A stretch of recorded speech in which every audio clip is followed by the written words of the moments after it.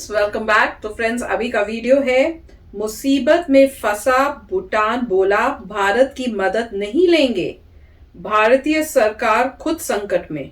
ओह, तो चलो friends video शुरू करते हैं और पता करते हैं डिटेल्स। पर उससे पहले यस, अगर आप चैनल पर नए हो और आपने अभी तक सब्सक्राइब नहीं किया तो जल्दी से पहले सब्सक्राइब के बटन और बेल आइकन को क्लिक कर लो ताकि आपको हमारे सारे न्यू वीडियोस के नोटिफिकेशन मिल जाए जैसे हम अपलोड करें। अगर आपको वीडियो पसंद आता है please like and share. And हमारा दूसरा चैनल, ट्विटर, इंस्टाग्राम अकाउंट सबके डिटेल्स है डिस्क्रिप्शन बॉक्स में, उनको भी सब्सक्राइब और फॉलो कर लेना। चलिए शुरू करते हैं। जिस तरह जर्मनी समेत कुछ वेस्टर्न देश आपदा को अवसर में बदलकर बस अपने मुनाफे के बारे में सोच रहे हैं, अगर इतनी छोटी सोच भारत की होती तो हम कोविड-19 की वैक्सीन इतनी बड़ी मात्रा में दुनिया भर के देशों को फ्री में कभी नहीं बांटते। भारत की मंशा हमेशा से ही साफ रही है, लेकिन जो भारत दुनिया भर की भलाई के बारे में सोच रहा था वो अब हमें वापस से बैकफायर कर रहा है। कुछ दिन पहले मैंने आपको वीडियो बनाकर बताया था कि किस तरह जो कोवैक्स चैरिटी प्रोग्राम के जरिए सीरम इंस्टीट्यूट ऑफ इंडिया द्वारा मैन्युफैक्चर्ड एस्ट्राजेनेका वैक्सीन के लाखों करोड़ डोजेस अफ्रीका कॉन्टिनेंट के देशों को भारत ने दिए थे, वो बस इसी कारण से बर्बाद हो रहे हैं कि क्योंकि इन सभी देशों ने ये सारे डोजेस कोविड-19 वैक्सीन के फर्स्ट डोज के तौर पर इस्तेमाल कर दिए हैं और अब उनको भारत के वैक्सीन एक्सपोर्ट बैन के कारण एस्ट्राजेनेका वैक्सीन के सेकंड डोजेस नहीं मिल पा रहे हैं। अफ्रीकन कॉन्टिनेंट में तो चलो चाइना का इंटरेस्ट भी है और वहां से अब कुछ मीडिया रिपोर्ट सामने निकल कर आ रही है कि अफ्रीका के 40 से ज्यादा देशों की वैक्सीन डिमांड्स पूरी करने के लिए चाइना सामने निकल कर आया है। अब कुछ इसी तरह की मुसीबत भारत के पड़ोसी देश भूटान पर भी आ पड़ी है। आपको बता दूं कि भूटान की टोटल पॉपुलेशन 2019 के आंकड़ों के मुताबिक 7,63,000 है और भारतीय सरकार अपने वैक्सीन मैत्री प्रोग्राम के अंतर्गत 5,50,000 वैक्सीन के डोजेस भूटान को दे भी चुकी है। भारत की दी हुई वैक्सीन से भूटान ने अपने सभी फ्रंटलाइन वर्कर्स समेत 80% एडल्ट पॉपुलेशन को वैक्सीनेट कर लिया है, जो कि बहुत ही बड़ी परसेंटेज है। वैसे इस मदद के लिए भूटान ने भारत को कई बार धन्यवाद भी कहा है। अब क्योंकि भूटान ने अपने देश की बड़ी पॉपुलेशन को टाइम से वैक्सीनेट कर दिया था, इसी वजह से वहां पर आज तक कोविड-19 के बस 1392 केसेस सामने आए हैं, जो कि बहुत कम है। लेकिन जो संकट अफ्रीकन देशों पर आया था, ठीक वही संकट भूटान पर भी आ गया है और वो है सेकंड डोजेस का संकट, जिससे भूटान बुरी तरह जूझ रहा है। क्योंकि जो एस्ट्राजेनेका वैक्सीन भारत ने कुछ ही महीनों पहले भूटान को दी थी वो उसने फर्स्ट डोज के तौर पर इस्तेमाल कर ली थी, लेकिन अब क्योंकि कोविड-19 वैक्सीन का सेकंड डोज कुछ ही हफ्तों के अंदर अंदर लगवाना होता है, इसलिए भूटान पर अचानक से सेकंड डोजेस को अरेंज करने का संकट पैदा हो गया है, जो कि फिलहाल तो नामुमकिन लग रहा है। भूटान एक बहुत ही छोटा सा देश है जिसकी पॉपुलेशन मात्र 6-7 लाख है। ऐसे में कोविड-19 वैक्सीन मैन्युफैक्चरर्स ज्यादा पैसे कमाने के चक्कर में बड़े बड़े देशों के बड़े बड़े ऑर्डर्स ले रहे हैं। भारत की बात करें तो भारतीय सरकार को तो ऑपोजिशन पार्टीज ने आज के टाइम पे बहुत ही बुरी तरह घेर रखा है और जो शुरुआत में भारत ने वैक्सीन विदेशों में बांटी थी उसके लिए भारतीय सरकार को खूब खरी खोटी सुनाई जा रही है, जिसकी वजह से भारतीय सरकार तो विदेशों में वैक्सीन सप्लाई करने से रही।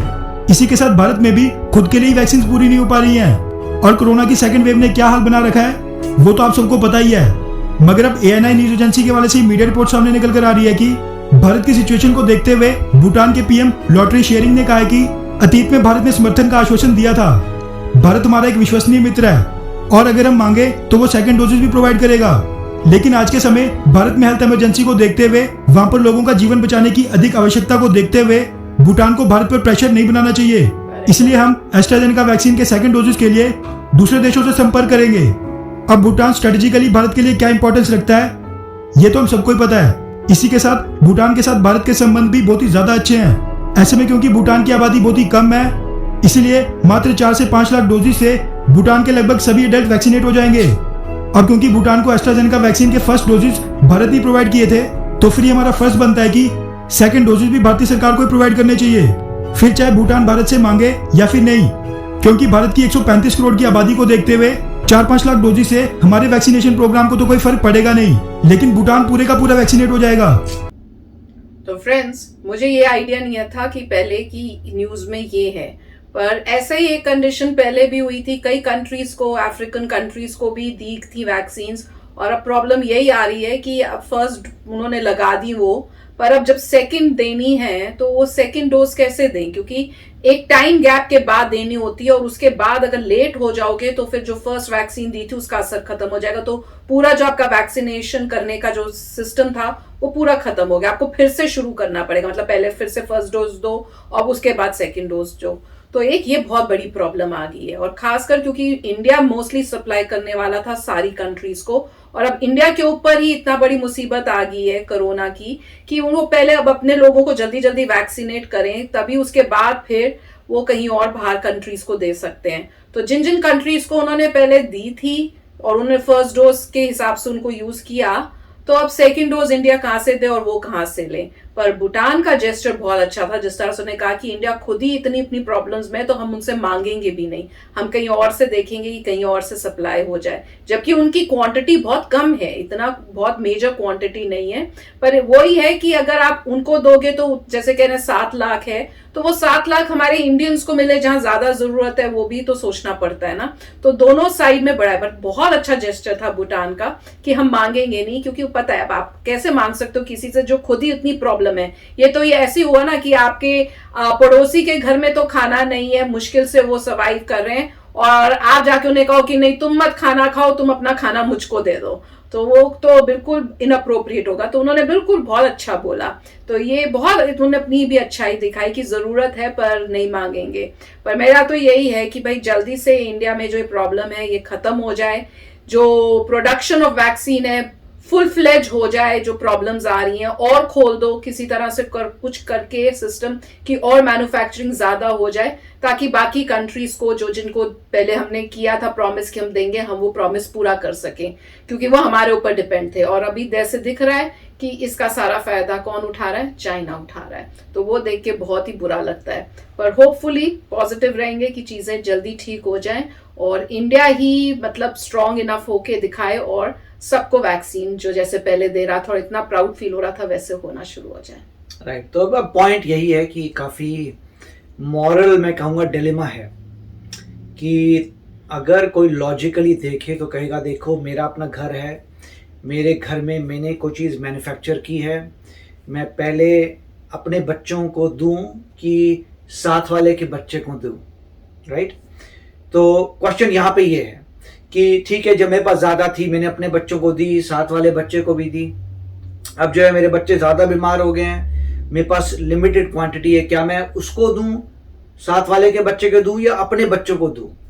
तो हर इंसान ये कहेगा कि मेरी ड्यूटी जो है सबसे पहले अपने बच्चे के लिए है, ड्यूटी मेरी, क्योंकि मेरा रिलेशनशिप है अपने बच्चे के साथ, तो मेरी ड्यूटी है, मेरा कोई कर्तव्य है अपने बच्चे के लिए पहले। तुम्हारे बच्चे के लिए तुम्हारा कर्तव्य है, बट मुझे अपने बच्चे का पहले कर्तव्य है, इसलिए मैं पहले अपने बच्चे को दूंगा। तो अपने बच्चे को देते हैं। दूसरे वाले लोग फिर वहां पे बोलेंगे कि तुम जो हो बड़े सेल्फिश हो और तुमने अपने आप को पहले दी है और हमें नहीं दी, राइट। हर कंट्री यही कर रही है, राइट।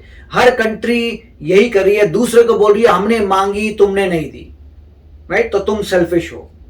दूसरे वाले बोल रहे हैं देखो भैया मैं पहले अपने बच्चे को दूंगा फिर तुम्हें दूंगा, तुम्हें जो बोलना है बोलते रहो, मगर लाइफ यूं ही चलती है। तो यहां पर भी ये एग्जांपल है कि अंडरस्टैंड कि भाई हमने प्रोड्यूस की इंडिया में, अनफॉर्चुनेट था, इतने लोग इन्फेक्ट हो गए, इतने लोग मर रहे हैं, अनफॉर्चुनेट है, मगर क्योंकि गवर्नमेंट का कर्तव्य है अपने सिटीजन के लिए पहले, क्योंकि सिटीजन ने ही टैक्सेस दिए हैं, सिटीजन ने ही पूरा पैसा जनरेट किया है, जिससे रिसर्च एंड डेवलपमेंट होती है, जिससे कंपनियां खड़ी होती है, पूरी कंट्री खड़ी होती है, पूरी जितनी भी रिसर्च एंड डेवलपमेंट है पहले अपनी कंट्री को मिलती है फिर दूसरों को मिलेगी। पहली बात तो ये।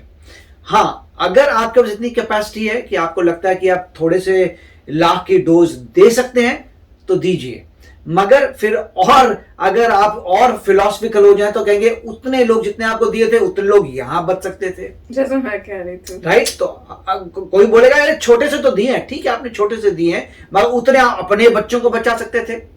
तो ये बहुत ही मतलब डिफिकल्ट डिसीजंस हैं जो सभी कंट्रीज को एक तरफ अपना देखना पड़ता था कि भाई मेरे सिटीजन ने मुझे पैसा दिया, मैंने रिसर्च एंड डेवलपमेंट की, मैं बना रहा हूं, तो मैं अपने लोगों को पहले दूंगा, मैं संभाल के रखूंगा, कल को कोई सेकंड वेव आ जाए उसके बाद ही मैं दुनिया को दूंगा, राइट। आपके दूसरा बंदा मांगने से कुछ नहीं होता, लॉजिक यही है कि पहले अपने बच्चों को देना है। तो यही कॉन्सेप्ट है। तो आप बताइए आप क्या सोचते हैं कि क्या कोई भी डोजेज उनको देनी चाहिए और इंडिया के वहां पे एक इंसान होगा जिसकी जान जा सकती है, राइट। तो काफ़ी ये डिफ़िकल्ट डिसीजंस हैं और गवर्नमेंट के पास ऑलरेडी कोई ना कोई स्ट्रैटेजी होगी। एक तरीका ये हो सकता है कि आप सब्सिडी दे दें, भूटान को कहें कि देखो भैया एक और वेंडर है, उससे तुम खरीद सकते हो, हम तुम्हें लाइन ऑफ क्रेडिट देते हैं समथिंग, मगर वो सारी चीजें इन द सेंस वहीं पर ही आ जाएंगी। अगर आप किसी और कंट्री से लेके उनको दे सकते तो उस कंट्री से अपने खुद के लिए क्यों नहीं लिए?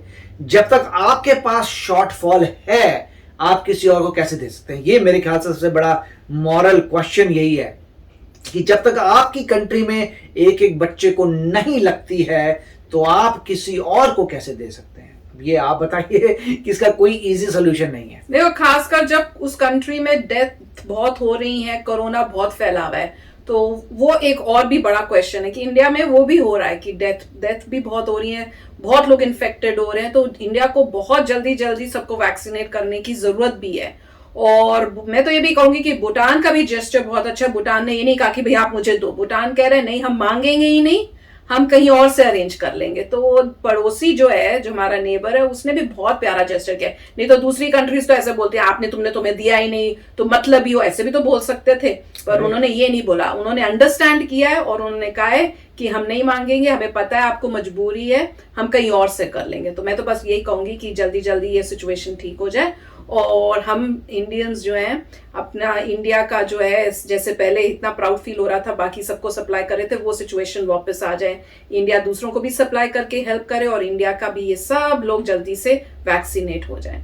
तो फ्रेंड्स चलते मिलेंगे नेक्स्ट वीडियो में बहुत ही जल्द। Till then take care and bye bye. तो अगर आप मेरे इस चैनल पे नए हो तो जल्दी से सब्सक्राइब के बटन को हिट करो और बेल आइकन को क्लिक करो ताकि आपको मेरा जब नया वीडियो मैं लगाऊं आपको उसके बारे में जल्दी से पता चल जाए।